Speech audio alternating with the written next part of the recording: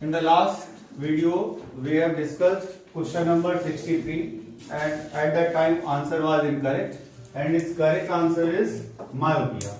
यहाँ पर हम लोग देखते हैं कि जो हमारी जो इमेज है वो रेटिना पर नहीं बन रही है, हमारी इमेज रेटिना पर बनने के बजाय उससे थोड़ा सा आगे बन रही है। इसका मतलब इसका फार पॉइंट डिस्टर्ब हुआ होगा और फार पॉइंट डिस्टर्ब होने का मतलब क्या होता है कि उसको दूर की इमेज नहीं दिखाई पड़ेगी। वो दूर देखो इन्फिनाइट से जो रेज आ रही है वो स्क्रीन पे नहीं बन रही है, यानी कि इसको क्या हुआ, इसको हुआ मायोपिया। लास्ट टाइम वो शायद वीडियो के लास्ट पोर्शन में ज्यादा क्वेश्चन प्रैक्टिस हुए थे तो हो सकता है क्वेश्चन गलत हुआ।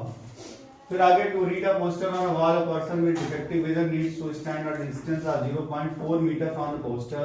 Eight person with normal vision can read the poster from distance of 2 metre. Which of the following lens may be correct to the defective vision. इसमें क्या है, इसमें जब वो 2 मीटर की जो डिस्टेंस थी उसको वहां पर कोई जो पोस्टर था उसको सही से नहीं देख पा रहा था, उसको कहां पर जाना पड़ रहा था 0.4 मीटर पे, यानी कि कहां थोड़ा सा पास जाना पड़ रहा था, यानी कि दूर का नहीं दिखाई पड़ रहा है, पास का दिखाई पड़ रहा है। जबकि दूर का नहीं दिखाई पड़ रहा है, पास का दिखाई पड़ रहा है, तो इसका मतलब यहाँ पर क्या होना चाहिए, कैसा लेंस होना चाहिए, कैसा लेंस होगा, लेंस कैसा होना चाहिए इसका, कॉनकेव लेंस। कैसा होगा, कॉनकेव लेंस। अब वो कॉनकेव लेंस जो हुआ, क्योंकि उसको हुआ यहाँ पर क्या, मायोपिया हुआ। अब जब मायोपिया में कॉनकेव लेंस हुआ तो कॉन्वेक्स वाले जो आंसर ये है, ठीक है। फिर उसका फार पॉइंट जो हुआ था वो डिस्टर्ब हो गया था, और फार पॉइंट डिस्टर्ब होने के बाद सॉरी कॉनकेव लेंस है तो कॉन्वेक्स जो है हमने हटा दिया, कॉनकेव बचा। अब कॉनकेव में मतलब क्या, कौन सा उसको लेंस, मतलब उसको कॉनकेव लेंस चाहिए, कॉन्वेक्स लेंस उसका नहीं होगा। अब उसकी पावर क्या होनी चाहिए, तो फॉर्मूला था हमारे पास में 1/f equals to 1/v minus का 1/u, ठीक है। अच्छा, उसको वो देखते हैं तो कहां का देखना है, उसका जो नियर जो उसका फार पॉइंट है वो इन्फिनाइट से कहां पर पहुंच चुका है। इसको अगर हम लोग देखें तो उसको कहां का नहीं दिखाई पड़ रहा था, दूर का नहीं दिखाई पड़ रहा था। 4 मीटर का फोकस करने में उसको कहां जाना पड़ रहा है, उसको 0.02 मीटर पे जाना पड़ रहा है। 0.2 मीटर का मतलब क्या हुआ, 20 सेंटीमीटर पे जाना पड़ रहा है। तो जब उसको 20 सेंटीमीटर पे जाना पड़ रहा है फोकस करने के लिए, तो हम लोग यहाँ पर इसको यूज करेंगे। वो 2 मीटर पे रखा हुआ पोस्टर नहीं दिख रहा था और 0.4 पर जा रहा था, 0.4 पे जा रहा था, यानी कि बिल्कुल पास आके देख रहा था, ठीक है। तो यानी कि दूर का नहीं दिखाई पड़ रहा है, पास का दिखाई पड़ रहा है, तो मायोपिया हुआ, ये तो करेक्ट है। और मायोपिया में कौन सा लेंस यूज करते हैं, कॉनकेव लेंस यूज करते हैं। अच्छा, अब जब उसका कौन सा पॉइंट डिस्टर्ब हुआ, कॉनकेव लेंस का मतलब फार पॉइंट, यानी कि u की वैल्यू फिक्स है, क्या है, इनफिनाइट है। u की वैल्यू क्या है, इनफिनाइट है। और v की वैल्यू कहां का उसको देखना था, 2 मीटर पे। 0.4 से कोई मतलब ही नहीं, वो आया पढ़ने 0.4 पे, बेचारा बिना चश्मे के, जब चश्मा नहीं था तो 0.4 पे आया, वैसे उसको पढ़ना कहां पे, 2 मीटर का उसको बिल्कुल साफ दिखना चाहिए। तो 2 मीटर का 2 मीटर से साफ दिखना चाहिए। पर चश्मे का काम क्या है, पास आने के बाद भी चश्मा उसी काम के लिए लगाना पड़ता, तो उसको पास में लाना पड़ता। वो तुम्हें कंफ्यूज करने के लिए दिया गया है। उसमें कहा गया है कि 4 मीटर पे नहीं दिख रहा था, 0.2 मीटर पे जाके दिखने लगा। लेकिन अब हमें बताओ प्रॉब्लम कहां पर की है, 2 मीटर की या 0.4 मीटर की, 2 मीटर की प्रॉब्लम है ना। तो v की वैल्यू क्या रखेंगे, 2। तो हम लोग क्या रखेंगे, f की वैल्यू क्या आ जाएगी, 2। तो यानी कि पावर कितनी आ जाएगी, पावर आ जाएगी हमारी 0.5 डायोप्टर, और किसमें हो जाएगा, माइनस में, कॉनकेव लेंस ऑफ 0.5 डायोप्टर। क्या इस आंसर में जरूरत से ज्यादा दिमाग तो नहीं लगाया तुम लोगों ने, जरूरत से ज्यादा दिमाग लगाओगे तो गड़बड़ हो जाएगा। एक बार फिर से समझ लो, ऐसे क्वेश्चन थोड़े से जरूरत से ज्यादा इजी जो कॉम्प्लिकेटेड बन जाते हैं किसी अलग रिजिट की वजह से। अब वो वहां पर 0.2 ना देता, वो कह देता पास आने पर दिख जा रहा है, तो तुम सिर्फ 4 मीटर का यहाँ पर 2 मीटर का यूज करते और तुमसे क्वेश्चन लग जाता। उन्होंने 0.2 दे दिया, अब होगा तुम कंफ्यूज। तो पहली बात खुद से पूछो कि पहले ऑब्जेक्ट कहां पे था, 2 मीटर पे, और उसको साफ नहीं दिखाई पड़ रहा था। कब साइज साफ दिखाई पड़ा? 0.4 मीटर पर जाने पर साफ दिखाई पड़ा। यानी कि यहां से क्लियर हो गया कि उसको कॉनकेव लेंस की नीड है। ठीक है, अब कॉनकेव लेंस की नीड है तो क्या डिस्टर्ब हुआ उसका? फार पॉइंट अगर डिस्टर्ब हुआ तो यू की वैल्यू फिक्स हो गई कि इन्फिनिटी होनी है। जब नियर पॉइंट डिस्टर्ब होता है तो यू की वैल्यू -25 रखी जाती है। तो यू ने फिक्स कर लिया अपने आप को। अब बचा v, तो बताओ v कहां पर का v का मतलब वो डिस्टेंस जो हमें इक्वल सही उसी जगह से सही दिख रही थी। तो 2 मीटर की डिस्टेंस पे जो ऑब्जेक्ट था वो 2 मीटर की डिस्टेंस से बिल्कुल सही दिखाई पड़े। तभी वही तो है हमारे स्पेक्स का यूज। हमारे स्पेक्स का सही यूज क्या है कि जो ऑब्जेक्ट जितनी डिस्टेंस पे हमें उतनी डिस्टेंस पे दिखाई पड़े, इसीलिए तो स्पेक्स यूज करते हैं। तो ऑब्जेक्ट कितनी डिस्टेंस पे था? 2 मीटर पे, तो 2 मीटर से सही दिखाई पड़े। तो हम लोग v की जगह 2 रखेंगे या 0.4? 2 रखेंगे। आप समझ में आया? हाँ, तो जरूरत से ज्यादा दिमाग लगाने पर कई बार क्वेश्चन गलत हो जाते हैं, और ऐसे क्वेश्चंस देखो हो रहे हैं तो पेपर में बोर्ड में तुम्हें आसानी रहेगी। ठीक है, आगे रहे select the correct statement about rainbow. अब रेनबो में क्या कहा गया है? We can see in the western sky in the late afternoon. तो वेस्टर्न स्काई में हम लोग नहीं देखते हैं, हम लोग ईस्टर्न स्काई में देखते हैं। किधर देखते हैं? क्योंकि लेट टून के बाद में सन कहां चला जाता है? वेस्ट में। तो हमें रेनबो कहां दिखाई पड़ता है? ईस्ट में। तो हमारा जो पहला स्टेटमेंट है, ये हमारा पहला स्टेटमेंट ही क्या हो गया? गलत है। The double rainbow has red on the inside and violet on the outside. देखो दो तरीके के रेनबो होते हैं, प्राइमरी रेनबो और सेकेंडरी रेनबो, ये उससे रिलेटेड है। फिर a rainbow on the moon is violet on the inside and red on the outside. जो रेनबो मून पर बनेगा। अच्छा बताओ कि मून पर एटमॉस्फेयर है? क्या वहां पर वाटर ड्रॉपलेट्स हैं? नहीं। वाटर ड्रॉपलेट्स अगर बारिश हुई, बारिश होने के लिए क्लाउड होने चाहिए, क्लाउड फॉर्मेशन, वहां पर तो ऐसा कुछ है नहीं। फिर इसमें कहा गया rainbow has an arc shape since the earth is round. Earth round है इसलिए वो आर्क कैसा बनता है? तुमने देखा कभी रेक्टेंगुलर कलर का रेक्टेंगुलर बना हो रेनबो? कर्व ही क्यों बनता है? क्योंकि अर्थ कैसी है? राउंड। तो ये स्टेटमेंट हमारा, ये वाला स्टेटमेंट हमारा सही हुआ। क्योंकि जो डबल रेनबो होता है सेकेंडरी रेनबो, उसमें क्या होता है? रेड होता है आउटसाइड, वायलेट होता है इनसाइड। ठीक है, अब जैसे यहां पर हम लोग देखते हैं, एक मिनट, अगर रेनबो का कलर देखते हैं जरा, यहां पर आप देखिएगा।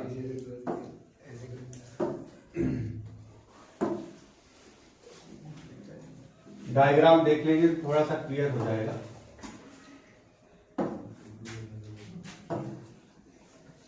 Primary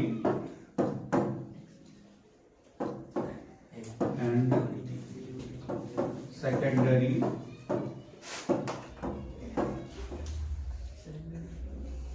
rainbow. अब प्राइमरी एंड सेकेंडरी रेनबो में जब हम लोग देखेंगे कि क्या फर्क है, तो आप देखें ये जो है ये प्राइमरी और सेकेंडरी रेनबो कलर के फॉर्मेशन में आप देखिएगा। जो प्राइमरी रेनबो है उसमें बाहर क्या है और अंदर क्या है? वायलेट। तो प्राइमरी में बाहर है रेड और अंदर क्या है? वायलेट। तो प्राइमरी में याद रखना विबग्योर ही चलता है। प्राइमरी का मतलब क्या? विबग्योर, नीचे से ऊपर की तरफ। भाई प्रिज्म में क्या होता है? विबग्योर होता है नीचे से ऊपर की तरफ। तो सेकेंडरी में इसका अपोजिट हो जाता है। बस हो गया कि प्राइमरी रेनबो की जब बात आएगी, कलर स्टिक्स की बात आएगी, तो हम लोग क्या करेंगे? प्राइमरी रेनबो में अंदर वाला कलर क्या होगा? अगर भूल गए मान लो तुम वहां पर, तो हमारी इस बात को याद रखोगे क्या कि विबग्योर होता है नीचे से ऊपर की तरफ, अंदर क्या हो गया? बाहर क्या हो गया? तो यानी कि सेकेंडरी रेनबो में क्या हुआ? यानी कि बाहर क्या हो गया? अंदर क्या हो गया? अब बिल्कुल याद रहेगा सबको कि प्राइमरी रेनबो का मतलब प्रिज्म, बस बिल्कुल प्रिज्म के कलर है प्राइमरी रेनबो। अब देखो इन कलर से समझ में आ रहा होगा कौन कौन से फिनोमेना यहाँ पर इन्वॉल्व है। Internal reflection, reflection and dispersion. कौन कौन से हैं? Internal reflection, reflection and dispersion. उसके बाद में हम लोग आगे बढ़ते हैं। Various optical processes are involve in the formation of rainbow which of the following, देखो ये तुरंत वही क्वेश्चन आ गया है जिसके बारे में अभी हम लोगों ने पढ़ा। तो कौन सा हुआ क्या होना चाहिए यहां पर कि सबसे पहले क्या होता है, सबसे पहले होता है ऑर्डर के हिसाब से, सबसे पहले रिफ्रैक्शन हुआ, फिर इंटरनल रिफ्लेक्शन हुआ और डिस्पर्शन। अब यहां पर इनमें से डिस्पर्शन कहीं नहीं दे रहे हैं वो, वैसे डिस्पर्शन भी होता है। अब लेकिन जो ऑप्शंस हैं उन ऑप्शंस के हिसाब से अगर हम लोग देखें तो सबसे पहले रिफ्रैक्शन, फिर इंटरनल रिफ्लेक्शन और फिर रिफ्रैक्शन। सबसे पहले क्या होता है रिफ्रैक्शन, पहले लाइट अंदर पहुंचेगी ना, फिर डिस्पर्स होगी, फिर उसी के अंदर रह जाएगी, फिर वो बाहर निकलेगी। तो इसका आंसर क्या होना चाहिए ठीक है, समझ में आया। वैसे यहां पर डिस्पर्शन भी था कि रिफ्रैक्शन के बाद में क्या है डिस्पर्शन, ठीक है, वो ऑप्शन में ही नहीं दिया, ऑप्शन में दिया होता तो हम उसको ऑप्शन करते। Pick the wrong answer in the context with rainbow. फिर इसमें कहा गया when the light rays undergo two internal reflections in a water droplet secondary rainbow is found. दो रिफ्लेक्शन जब होते हैं तो सेकेंडरी रेनबो फाउंड होता है, बात सही है। फिर इसमें कहा गया order of colour is reverse in the secondary rainbow, क्या ये बात सही है? सही है। An observer can see a rainbow with his front towards the sun. इसमें कहा गया जब उसका फेस सन की तरफ होता उसको रेनबो दिखाई पड़ेगा, बिल्कुल गलत है, ठीक है। अब देखो नीचे आ गया combined effect of dispersion, reflection and reflection of sunlight. अब वो कौन सा रिफ्लेक्शन? Internal reflection. फिर आगे पढ़ेंगे, क्वेश्चन समझ में आ रहा है? आपस में कोई डिस्कशन नहीं करेंगे, बिल्कुल साइलेंट होके, ठीक है। देखेंगे 68 में क्या है, the reason for using red light in traffic signal क्या है, सबसे ज्यादा वेवलेंथ होती है इसीलिए उसकी स्कैटरिंग सबसे कम होती है। उसके बाद में प्रिज्म का जो करेक्ट ऑर्डर है वो क्या होना चाहिए, ये थर्ड वाला, क्योंकि अंदर जो लाइन होती है वो बेस के पैरेलल हो जाती है। आगे बढ़ते रहेंगे। फिर क्या हुआ, if for a given prism the angle of incidence is changed from 0 to 90, the angle of deviation 0 से 90 तक वो चेंज हुआ तो क्या हुआ, तो पहले जो हमारा एंगल ऑफ डेविएशन होगा, ठीक है, पहले हमारा जो एंगल ऑफ डेविएशन होगा वो धीरे धीरे हमारा कम होगा। फिर वहां पर क्या होगा, जैसे ये ग्राफ ऐसे बनता है, एंगल ऑफ डेविएशन और एंगल ऑफ इंसिडेंस के बीच में आई और डेल के बीच में ग्राफ बनाते हैं, तो ये ग्राफ ऐसे बनता है, ऐसे कुछ, ये होता है मिनिमम डेविएशन, यानी कि पहले डेविएशन पर क्या फर्क पड़ा, कम होता गया, उसके बाद क्या होने लगा, वो बढ़ने लगा। तो ये ग्राफ याद रखना, वैसे क्लास 12th में, तो यानी कि एंगल ऑफ इंसिडेंस बढ़ाने पर डेविएशन पर क्या फर्क पड़ेगा। टफ क्वेश्चन था, फर्स्ट डिक्रीजेस देयर इंक्रीजेस, 90% बच्चे 10th में गलत कर देंगे इसको। फिर केस पैसेज, अब हम केस पैसेज को अपना पढ़ेंगे, और ये केस पैसेज किसके बारे में, इसको हम बता देते हैं, ह्यूमन आई के बारे में, ठीक। अब केस पैसेज को पढ़ने का पूरा टाइम नहीं है, आप यहाँ पर वीडियो अगर देख रहे होंगे तो इसको स्क्रीनशॉट लेके इसको देख लेंगे अच्छे से, ठीक है, स्क्रीनशॉट ले लेंगे। आपको यहाँ पर बिल्कुल देखो ये जूम करके दे रहे हैं, जब आप इस वीडियो को देखेंगे तो ये इसका स्क्रीनशॉट ले लेंगे, यहां पर से देखते रहेंगे।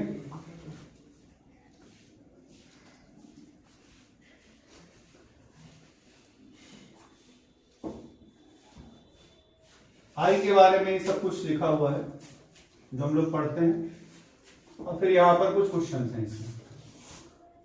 फिर क्वेश्चन क्या है हमारा, the change in focal length of eye lens to focus the image of an object at varying distance is done by action of ciliary muscles. The fluid between retina and lens, retina और lens के बीच में क्या होता है, vitreous fluid. याद रखना, हमें पता है सब आंखों से आंसू निकलते हैं ना, हाँ, तो आंसू बाहर होंगे ना, ऐसे समझ लो, हालांकि उसका कोई लेना देना नहीं है वहां, लेकिन एक्वस ह्यूमर कहाँ है, आगे, तो वाइट्रिस ह्यूमर कहाँ हो गया, फिर इसके बाद the part of the eye where optic nerve enters the eye, क्या जहां पर एंटर करती है वो क्या होता है, ब्लाइंड स्पॉट होता है, इसीलिए उसका नाम ही ब्लाइंड स्पॉट इसलिए है क्योंकि वहां पर वो होती है ऑप्टिक नर्व, जिसकी वजह से वहां पर कोई इमेज नहीं मिलती। The inner black surface of the eye ball is called, जो इनर ब्लैक सरफेस होता है आई बॉल का, उसको क्या कहते हैं, नहीं, ब्लैक सरफेस लिखा है। Inner black surface of eye ball. Eye ball का जो ब्लैक सरफेस होगा उसको क्या कहते हैं? नहीं, pupil is just a hole. Auxiliary muscles भी नहीं हुआ, ठीक है, और फिर रेटिना ही पीछे हुआ। चलो इस क्वेश्चन को हम लोग जरा 1 मिनट कंफर्म कर लेते हैं। क्वेश्चन गलत करने से अच्छा है कि हम लोग अपने क्वेश्चन को कंफर्म कर लेंगे।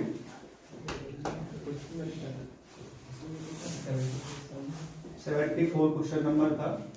अब 74 क्वेश्चन नंबर में अगर हम लोग देखेंगे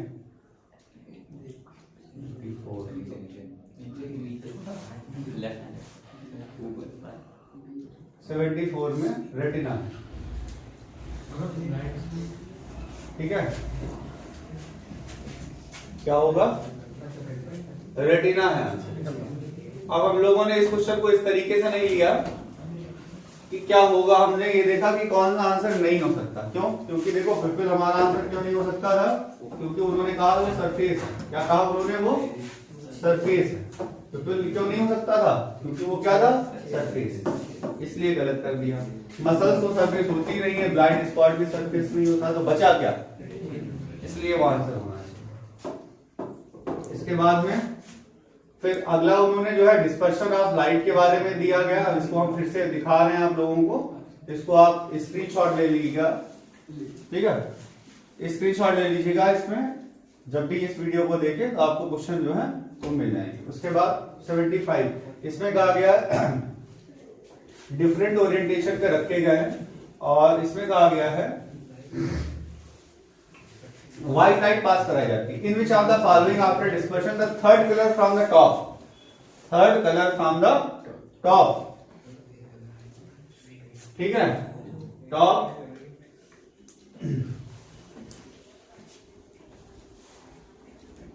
corresponding to the colour of sky. Sky का कलर क्या होता है? ब्लू, ठीक है।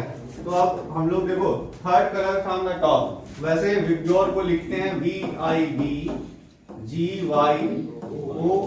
ये नीचे से ऊपर की तरफ है। और जब टॉप से कब होंगे? जब हम प्रिज्म को उल्टा कर देंगे, ठीक है। टॉप से ब्लू, टॉप से तीसरा ब्लू कब होगा? जब हम प्रिज्म को उल्टा कर देंगे। तो इसमें से ओरिएंटेशन हम देखेंगे कि हमारा भाई कौन सा ओरिएंटेशन है? बी वाला। कौन सा ओरिएंटेशन है? बी। तो इसका आंसर करेक्ट क्या हो जाएगा? इसका आंसर करेक्ट हो जाएगा बी।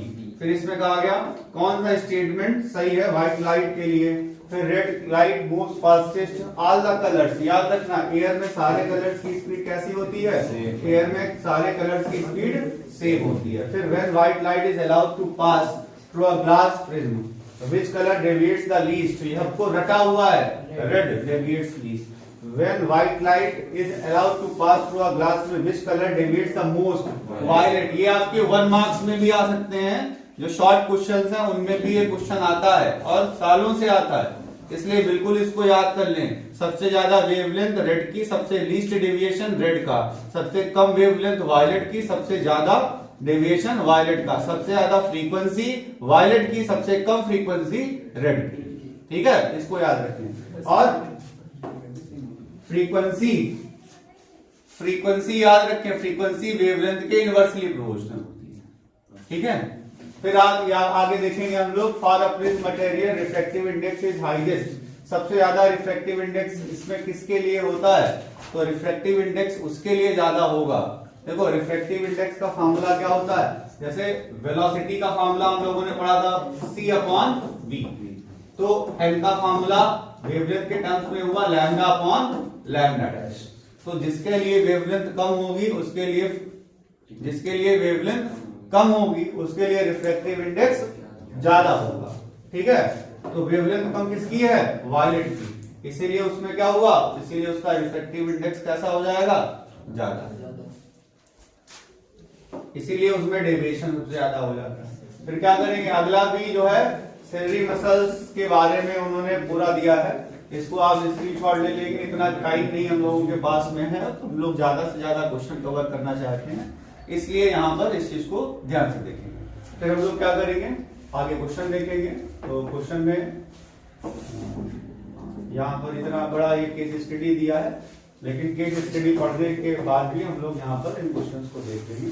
फिर minimum focal length of a normal person, minimum focal length जो है आई लेंस की वो क्या हो सकती है, तो मिनिमम हमारी डिस्टेंस क्या है 25, मिनिमम डिस्टेंस कितनी है 25, तो 25 पे अगर फोकस करते हैं मिनिमम में तो वहां पर क्या हो जाएगा 25 सेंटीमीटर वो, तो maximum focal length eye lens of normal person maximum कितनी हो सकती है, तो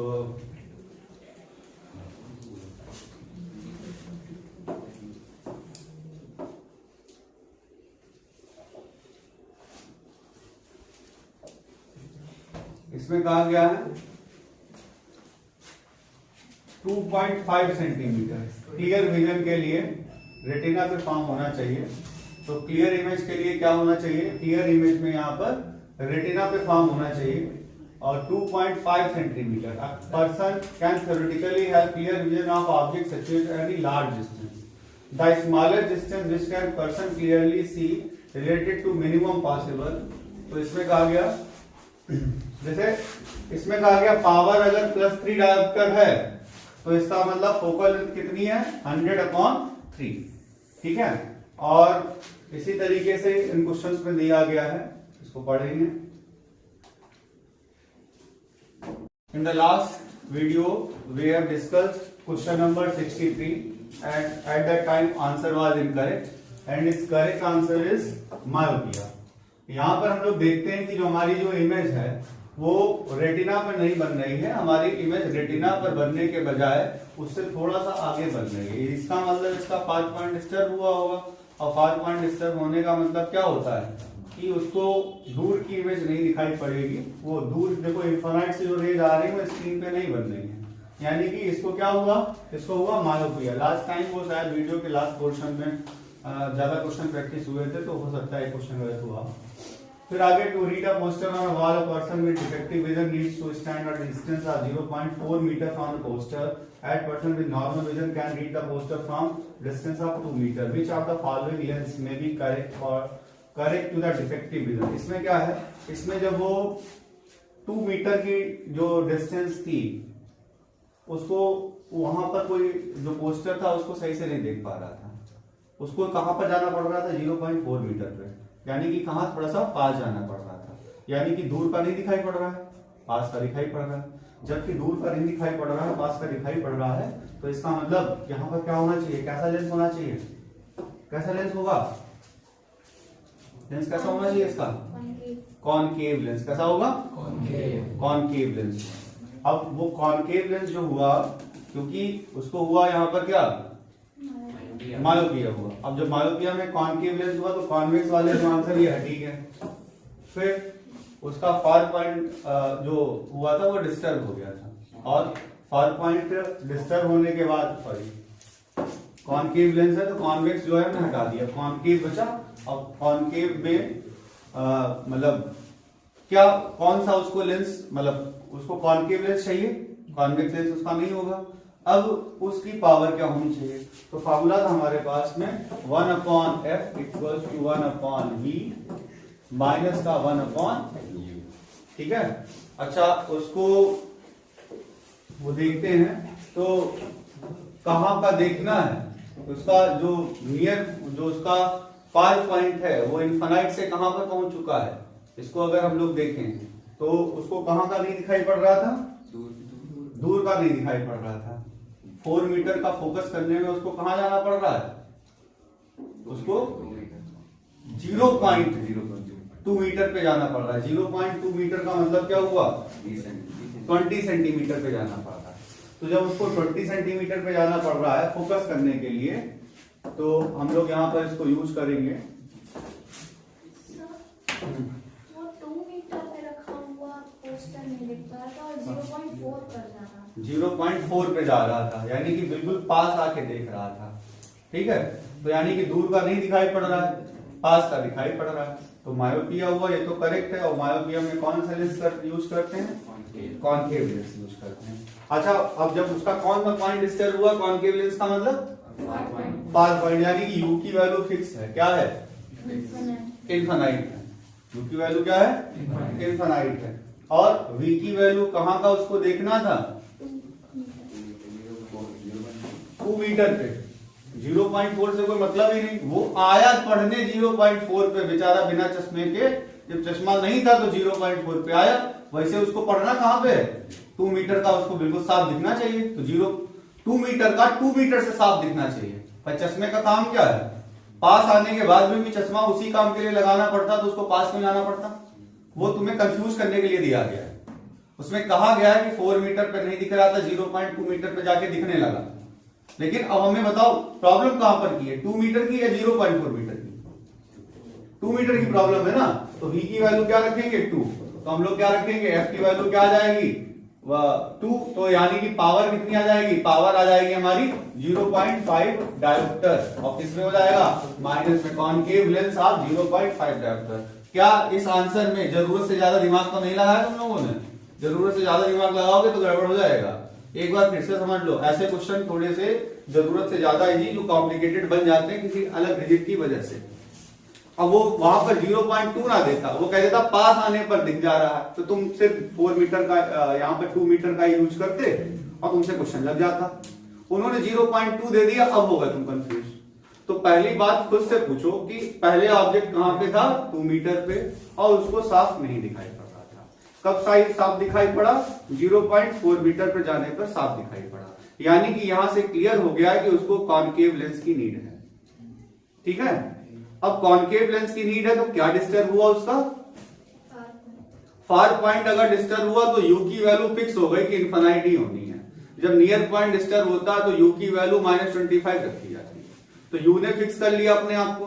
अब बचा v, तो बताओ v कहां पर का v? v का मतलब वो डिस्टेंस जो हमें सही उसी जगह से सही दिख रही थी। तो 2 मीटर की डिस्टेंस पे जो ऑब्जेक्ट था वो 2 मीटर की डिस्टेंस से बिल्कुल सही दिखाई पड़े। तभी वही तो है हमारे स्पेक्स का यूज। हमारे स्पेक्स का सही यूज क्या है? कि जो ऑब्जेक्ट जितनी डिस्टेंस पे हमें उतनी डिस्टेंस दिखाई पड़े, इसीलिए तो स्पेक्स यूज करते हैं। तो ऑब्जेक्ट कितनी डिस्टेंस पे था? 2 मीटर पे, तो 2 मीटर से सही दिखाई पड़े। तो हम लोग v की जगह 2 रखेंगे या 0.4? 2 रखेंगे। आप समझ में आया? हाँ, तो जरूरत से ज्यादा दिमाग लगाने पर कई बार क्वेश्चन गलत हो जाते हैं, और ऐसे क्वेश्चंस देखो हो रहे हैं तो पेपर में, बोर्ड में तुम्हें आसानी रहेगी। ठीक है, आगे रहे, select the correct statement about rainbow. अब रेनबो में क्या कहा गया है? We can see in the western sky in the late afternoon. तो वेस्टर्न स्काई में हम लोग नहीं देखते हैं, हम लोग ईस्टर्न स्काई में देखते हैं। किधर देखते हैं? क्योंकि लेट नून के बाद में सन कहां चला जाता है? वेस्ट में। तो हमें रेनबो कहां दिखाई पड़ता है? ईस्ट में। तो हमारा जो पहला स्टेटमेंट है, ये हमारा पहला स्टेटमेंट ही क्या हो गया? गलत। The double rainbow has red on the inside and violet on the outside. देखो दो तरीके के रेनबो होते हैं, प्राइमरी रेनबो और सेकेंडरी रेनबो, ये उससे रिलेटेड है।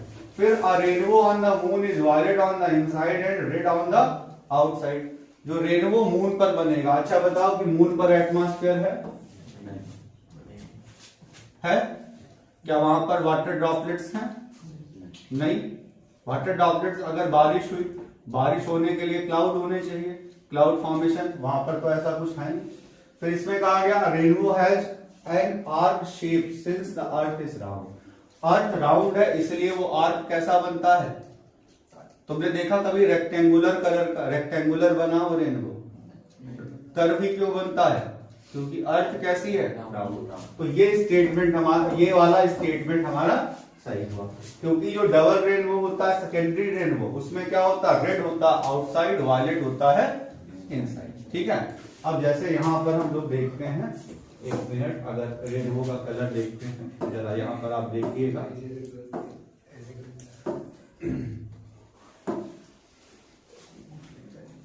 डायग्राम देख लेंगे तो थोड़ा सा क्लियर हो जाएगा।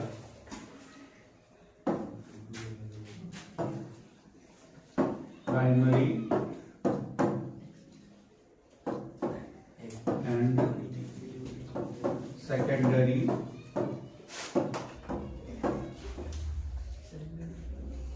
रेनबो। अब प्राइमरी एंड सेकेंडरी रेनबो में जब हम लोग देखेंगे कि क्या फर्क है, तो आप देखें ये जो है ये प्राइमरी और सेकेंडरी रेनबो कलर के फॉर्मेशन में आप देखिएगा। जो प्राइमरी रेनबो है उसमें बाहर क्या है और अंदर क्या है वायलेट। तो प्राइमरी में बाहर है रेड और अंदर क्या है वायलेट। तो प्राइमरी में याद रखना विबग्योर ही चलता है। प्राइमरी का मतलब क्या विबग्योर, नीचे से ऊपर की तरफ। भाई प्रिज्म में क्या होता है विबग्योर होता है नीचे से ऊपर की तरफ। तो सेकेंडरी में इसका अपोजिट हो जाता है। बस हो गया यार कि प्राइमरी रेनबो की जब बात आएगी, कलर स्टिक्स की बात आएगी, तो हम लोग क्या करेंगे, प्राइमरी रेनबो में अंदर वाला कलर क्या होगा, अगर भूल गए मान लो तुम वहां पर, तो हमारी इस बात को याद रखोगे क्या कि विबग्योर होता है नीचे से ऊपर की तरफ, अंदर क्या हो गया बाहर क्या हो गया। तो यानी कि सेकेंडरी रेनबो में क्या हुआ, यानी कि बाहर क्या हो गया अंदर क्या हो गया। अब बिल्कुल याद रहेगा सबको कि प्राइमरी रेनबो का मतलब प्रिज्म, बस बिल्कुल प्रिज्म के कलर है प्राइमरी रेनबो। अब देखो इन कलर से समझ में आ रहा होगा कौन कौन से फिनोमेना यहाँ पर इन्वॉल्व में, internal reflection, reflection and dispersion. कौन कौन से हैं, internal reflection, reflection and dispersion. उसके बाद में हम लोग आगे बढ़ते हैं। Various optical processes are involve in the formation of rainbow which of the following. देखो ये तुरंत वही क्वेश्चन आ गया है जिसके बारे में अभी हम लोगों ने पढ़ा। तो कौन सा हुआ क्या होना चाहिए यहां पर कि सबसे पहले क्या होता है, सबसे पहले होता है ऑर्डर के हिसाब से, सबसे पहले रिफ्रैक्शन हुआ, फिर इंटरनल रिफ्लेक्शन हुआ और डिस्पर्शन। अब यहां पर इनमें से डिस्पर्शन कहीं नहीं दे रहे हैं वो, वैसे डिस्पर्शन भी होता है। अब लेकिन जो ऑप्शंस हैं उन ऑप्शंस के हिसाब से अगर हम लोग देखें तो सबसे पहले रिफ्रैक्शन, फिर इंटरनल रिफ्लेक्शन और फिर रिफ्रैक्शन। सबसे पहले क्या होता है रिफ्रैक्शन, पहले लाइट अंदर पहुंचेगी ना, फिर डिस्पर्स होगी, फिर उसी के अंदर रह जाएगी, फिर वो बाहर निकलेगी। तो इसका आंसर क्या होना चाहिए, ठीक है, समझ में आया। वैसे यहां पर डिस्पर्शन भी था कि रिफ्रैक्शन के बाद में क्या है डिस्पर्शन, ठीक है, वो ऑप्शन में ही नहीं दिया, ऑप्शन में दिया होता तो हम उसको ऑप्शन करते। Pick the wrong answer in the context with rainbow. फिर इसमें कहा गया when the light rays undergo two internal reflections in a water droplet secondary rainbow is found. दो रिफ्लेक्शन जब होते हैं तो सेकेंडरी रेनबो फाउंड होता है, ये बात सही है। फिर इसमें कहा गया order of colour is reverse in the secondary rainbow. क्या ये बात सही है, सही है। An observer can see a rainbow with his front towards the sun. इसमें कहा गया जब उसका फेस सन की तरफ हो तब उसको रेनबो दिखाई पड़ेगा, बिल्कुल गलत है, ठीक है। अब देखो नीचे आ गया combined effect of dispersion, refraction and reflection of sunlight. अब वो कौन सा रिफ्लेक्शन, इंटरनल रिफ्लेक्शन। फिर आगे पढ़ेंगे, क्वेश्चन समझ में आ रहा है।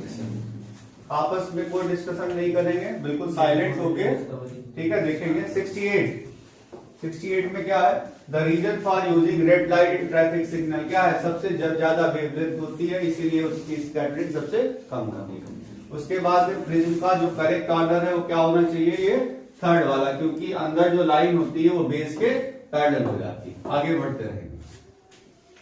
फिर क्या हुआ, if for a given prism the angle of incidence is changed from 0 to 90, the angle of deviation 0 से 90 तक वो चेंज हुआ, तो क्या हुआ, तो पहले जो हमारा एंगल ऑफ डेविएशन होगा, ठीक है, पहले हमारा जो एंगल ऑफ डेविएशन होगा वो धीरे धीरे हमारा कम होगा। फिर वहां पर क्या होगा, जैसे ये ग्राफ ऐसे बनता है, एंगल ऑफ डेविएशन और एंगल ऑफ इंसिडेंस के बीच में आई और डेल के बीच में ग्राफ बनाते हैं, तो ये ग्राफ ऐसे बनता है, ऐसे कुछ, ये होता है मिनिमम डेविएशन। यानी कि पहले डेविएशन पर क्या फर्क पड़ा, कम होता गया, उसके बाद क्या होने लगा, वो बढ़ने लगा। तो ये ग्राफ याद रखना, वैसे क्लास 12th में। तो यानी कि एंगल ऑफ इंसिडेंस बढ़ाने पर डेविएशन पर क्या फर्क पड़ेगा, टफ क्वेश्चन था। फर्स्ट डिक्रीजेस देयर इंक्रीजेस, 90% बच्चे 10th में गलत कर देंगे इसको। फिर केस पैसेज, अब हम केस पैसेज को अपना पढ़ेंगे, और ये केस पैसेज किसके बारे में है इसको हम बता देते हैं, ह्यूमन आई के बारे में, ठीक। अब केस पैसेज को पढ़ने का पूरा टाइम नहीं है, आप यहाँ पर वीडियो अगर देख रहे होंगे तो इसको स्क्रीनशॉट लेके इसको देख लेंगे अच्छे से, ठीक है, स्क्रीनशॉट ले लेंगे, आपको यहाँ पर बिल्कुल देखो ये जूम करके दे रहे हैं।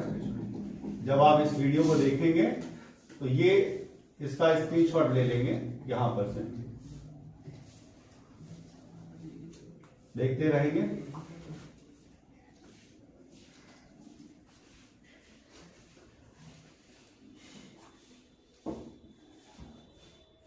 आई के बारे में सब कुछ लिखा हुआ है जो हम लोग पढ़ते हैं। और फिर यहां पर कुछ क्वेश्चन हैं इसमें।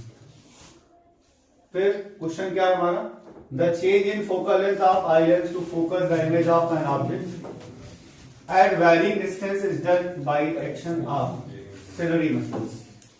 The fluid between retina and lens, retina और लेंस के बीच में क्या होता है, विट्रस फ्लूइड। याद रखना, हमें बताएं सब आंखों से आंसू निकलते हैं ना, हाँ तो आंसू बाहर होंगे ना, ऐसे समझ लो। हालांकि उसका कोई लेना देना नहीं हुआ, लेकिन एक्वस ह्यूमर कहाँ है, आगे। तो वाइट्रिस ह्यूमर कहाँ हो गया, तो इसके बाद the part of the eye where optic nerve enters the eye, क्या जहां पर एंटर करती है वो क्या होता है, ब्लाइंड स्पॉट। इसी उसका नाम ही ब्लाइंड स्पॉट इसलिए है क्योंकि वहां पर वो होती है ऑप्टिक नर्व, जिसकी वजह से वहां पर कोई इमेज नहीं मिलती। The inner black surface of the eye ball is called, जो इनर ब्लैक सरफेस होता है आई बॉल का, उसको क्या कहते हैं नहीं, inner black surface of eye ball.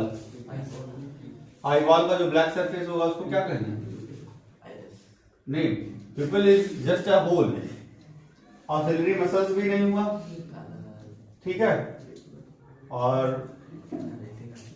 फिर रेटिना ही पीछे हुआ। चलो इस क्वेश्चन को हम लोग जरा 1 मिनट कंफर्म कर लेते हैं। क्वेश्चन गलत करने से अच्छा है कि हम लोग अपने क्वेश्चन को कंफर्म कर लेंगे।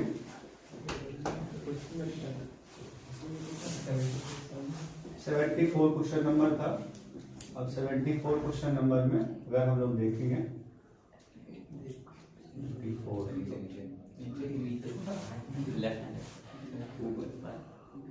74 में रेटिना है,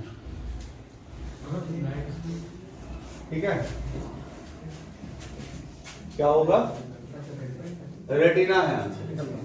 अब हम लोगों ने इस क्वेश्चन को इस तरीके से नहीं लिया कि क्या होगा, हमने ये देखा कि कौन सा आंसर नहीं हो सकता। क्यों, क्योंकि देखो पिपल हमारा आंसर क्यों नहीं हो सकता था, क्योंकि उन्होंने कहा वो सरफेस है। क्या कहा उन्होंने, वो सरफेस है। पिपल क्यों नहीं हो सकता था, क्योंकि वो क्या था, सरफेस, इसलिए गलत कर दिया। मसल्स तो सरफेस होती नहीं है, ब्लाइंड स्पॉट भी सरफेस नहीं होता, तो बचा क्या, इसलिए वो आंसर होना चाहिए। इसके बाद में फिर अगला उन्होंने जो है डिस्पर्शन ऑफ लाइट के बारे में दिया गया। अब इसको हम फिर से दिखा रहे हैं आप लोगों को, इसको आप स्क्रीनशॉट ले लीजिएगा, ठीक है।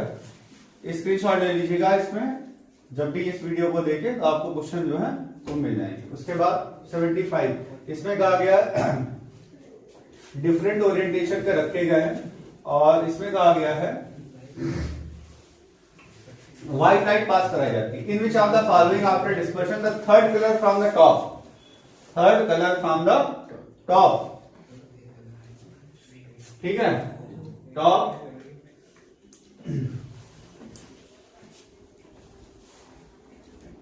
Corresponding to the colour of sky, sky का कलर क्या होता है, ब्लू, ठीक है। तो अब हम लोग देखो third colour from the top, वैसे विक्टोर को लिखते हैं VIBGYOR, ये नीचे से ऊपर की तरफ है। और जब टॉप से कब होंगे, जब हम प्रिज्म को उल्टा कर देंगे, ठीक है। टॉप से ब्लू, टॉप से तीसरा ब्लू कब होगा, जब हम प्रिज्म को उल्टा कर देंगे। तो इसमें से ओरिएंटेशन हम देखेंगे कि हमारा भाई कौन सा ओरिएंटेशन है, बी वाला। कौन सा ओरिएंटेशन है, बी। तो इसका आंसर करेक्ट क्या हो जाएगा, इसका आंसर करेक्ट हो जाएगा बी। फिर इसमें कहा गया कौन सा स्टेटमेंट सही है व्हाइट लाइट के लिए।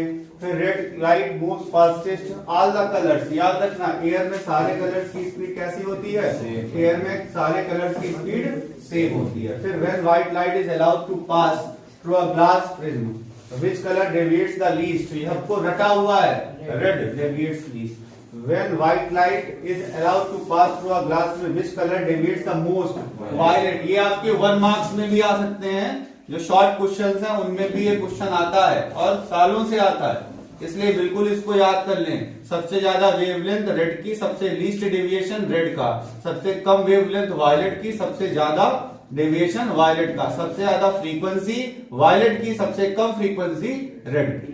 ठीक है, इसको याद रखें। और फ्रीक्वेंसी याद रखें, फ्रीक्वेंसी वेवलेंथ के इनवर्सली प्रोपोर्शनल होती है। ठीक है, फिर आगे देखेंगे हम लोग। For a prism material refractive index is highest. सबसे ज्यादा रिफ्रैक्टिव इंडेक्स इसमें किसके लिए होता है? तो रिफ्रैक्टिव इंडेक्स उसके लिए ज्यादा होगा। देखो रिफ्रैक्टिव इंडेक्स का फार्मूला क्या होता है? जैसे वेलोसिटी का फार्मूला हम लोगों ने पढ़ा था c/v, तो m का फार्मूला वेवलेंथ के टर्म्स में हुआ λ/λ'। तो जिसके लिए वेवलेंथ कम होगी उसके लिए, जिसके लिए वेवलेंथ कम होगी उसके लिए रिफ्रैक्टिव इंडेक्स ज्यादा होगा। ठीक है, तो वेवलेंथ कम किसकी है? वायलेट की, इसीलिए उसमें क्या हुआ? इसीलिए उसका रिफ्रैक्टिव इंडेक्स कैसा हो जाएगा? ज्यादा, इसीलिए उसमें डेविएशन सबसे ज्यादा हो जाता है। फिर क्या करेंगे? अगला भी जो है सेलरी मसल्स के बारे में उन्होंने पूरा दिया है, इसको आप स्क्रीनशॉट ले लेंगे। इतना टाइम नहीं हम लोगों के पास में है, तो हम लोग ज्यादा से ज्यादा क्वेश्चन कवर करना चाहते हैं, इसलिए यहाँ पर इस चीज को ध्यान से देखेंगे। फिर हम लोग क्या करेंगे? आगे क्वेश्चन देखेंगे। तो क्वेश्चन में यहाँ पर इतना बड़ा ये केस स्टडी दिया है, लेकिन केस स्टडी पढ़ने के बाद भी हम लोग यहाँ पर इन क्वेश्चंस को देखेंगे। फिर minimum focal length of a normal person, minimum focal length जो है आई लेंस की वो क्या हो सकती है? तो मिनिमम हमारी डिस्टेंस क्या है? 25। मिनिमम डिस्टेंस कितनी है? 25। तो 25 पे अगर फोकस करते हैं मिनिमम में, तो वहां पर क्या हो जाएगा? 25 सेंटीमीटर वो। तो maximum focal length high lens of normal person maximum कितनी हो सकती है? तो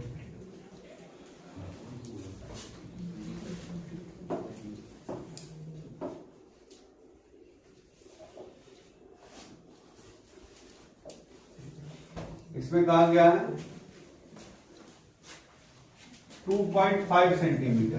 क्लियर विजन के लिए रेटिना पे फॉर्म होना चाहिए।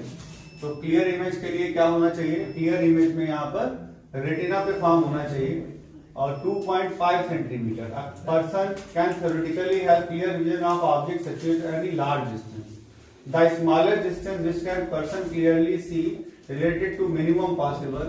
तो इसमें कहा गया, जैसे इसमें कहा गया पावर अगर +3 डायोप्टर है तो इसका मतलब फोकल लेंथ कितनी है? 100/3।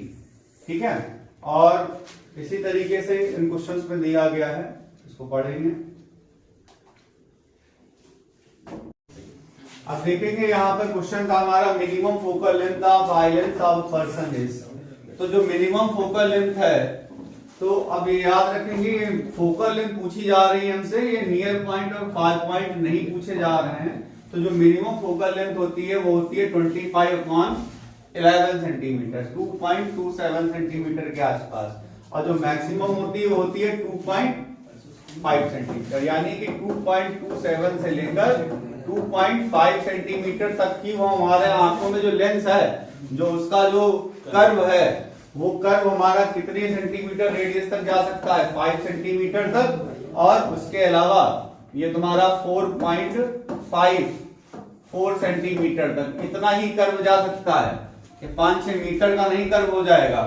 ठीक है, इस चीज को याद रखना। ये फार पॉइंट और नियर पॉइंट नहीं है, ये क्या है? ये हमारे आई बॉल में जितना हमारा जो लेंस है वो कितना कर्व बना सकता है इसके लिए है। तो नियर पॉइंट और फार पॉइंट में बच्चे इसमें क्या हो जाएंगे? कंफ्यूज। तुमको सही करना है। ठीक है, अब बात समझ में आ गई है। अब आगे देखेंगे। तो इसमें कहा गया कि near sighted person can clearly see object only up to a distance of 100 centimetre, not beyond this. वो सिर्फ 100 सेंटीमीटर की डिस्टेंस तक देख पा रहा। नियर पॉइंट इसको क्या है? Near sightedness. क्या डिस्टर्ब हुआ उसका? फार पॉइंट, यानी कि यू की जगह क्या फिक्स हो गया? इनफाइनाइट। और v की जगह कितना हो गया? 100। अब हम लोग सॉल्व करेंगे 1/f। तो कितना आया? तो 1/f इक्वल टू कितना आ गया? -1/100। और 100 क्या सेंटीमीटर में, इसको जो मीटर बदले तो चलेंगे असर्शन रीजन पे। तो असर्शन रीजन में पहला 83 देखेंगे। हमारा असर्शन दिया गया है व्हेन रे of light falls on the particles of colloidal solution the path of beam is visible. और तुम्हें पता है इसको क्या कहते हैं, टिंडल इफेक्ट। क्या कहते हैं? और इसमें कहा गया टिंडल इफेक्ट होता क्यों है, स्कैटरिंग ऑफ लाइट की वजह से। तो 83 क्या होगा, असर्शन भी करेक्ट है और रीजन भी करेक्ट है, और क्या हो जाएगा ए ऑप्शन, क्योंकि असर्शन रीजन करेक्ट है, एक्सप्लेनेशन भी है, तो क्या हो जाएगा ए।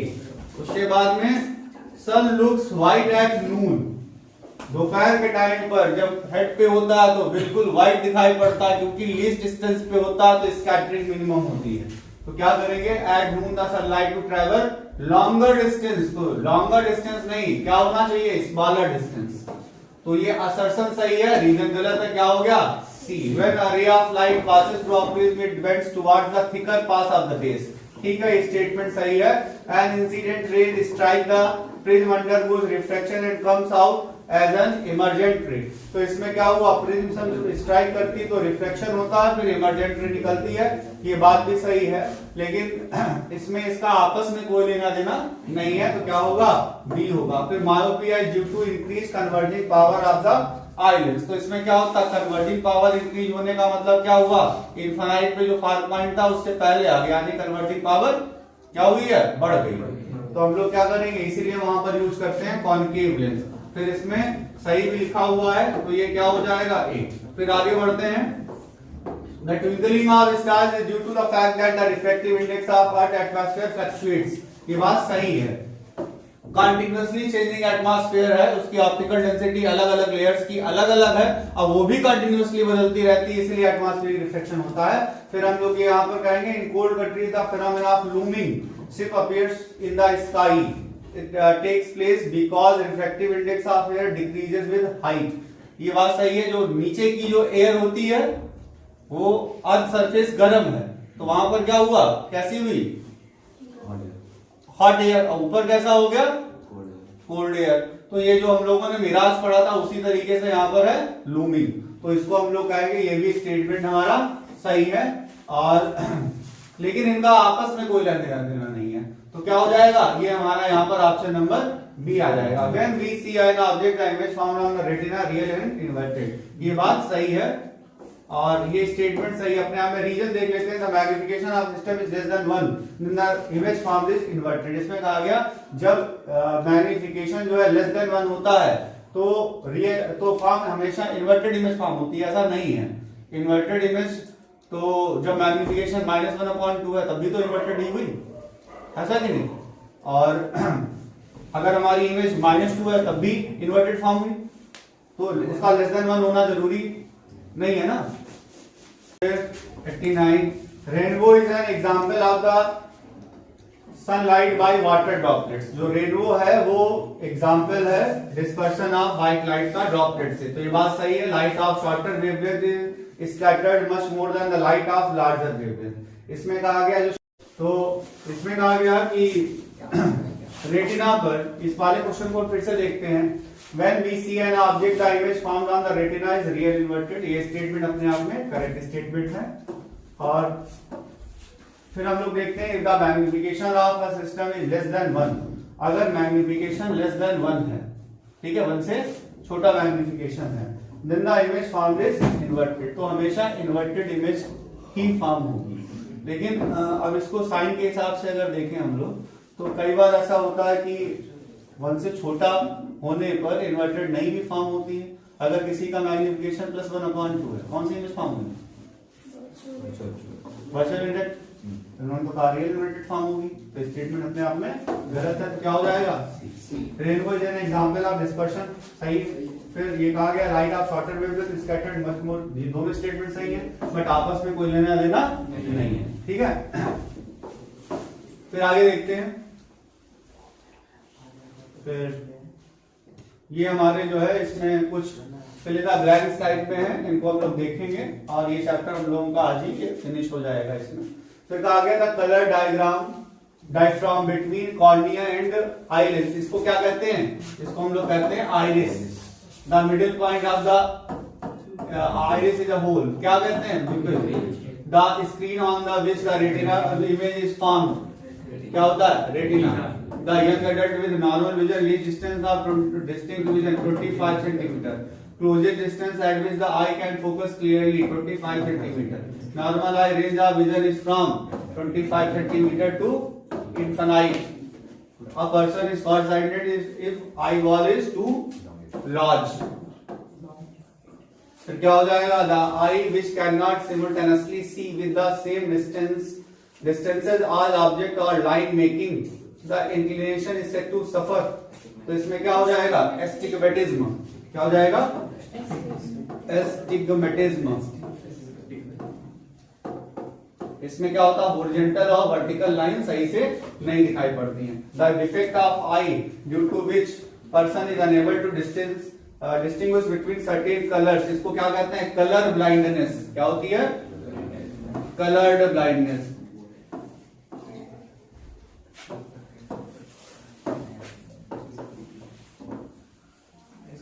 कलर्ड ब्लाइंडनेस लिख लेंगे आप यहाँ पर। कलर्ड ब्लाइंडनेस याद रखना, ये कोन्स के डिस्टर्ब होने से होती है, जो आंखों में जो कोन होती है रेटिना में, उनमें। फिर कहा गया the ability of the eye to focus near and distant object by adjusting its focal length is called power of accommodation of I.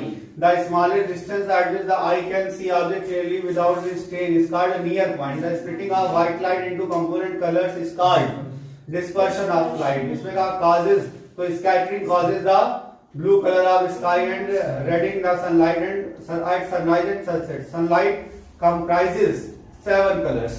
Okay? तो यहाँ पर हमारा ये वाला चैप्टर कंप्लीट होता है, और इस चैप्टर के बाद में हम लोग आगे के जो केमिस्ट्री के चैप्टर्स हैं उनको यहाँ पर कंप्लीट करेंगे। उसके बाद में 2 फिजिक्स के, फिर 2 केमिस्ट्री के, इस तरीके से हमारा पूरा जो साइंस है उसके 1200 MCQ की ये सीरीज कंप्लीट हो जाएगी। Okay, thank you.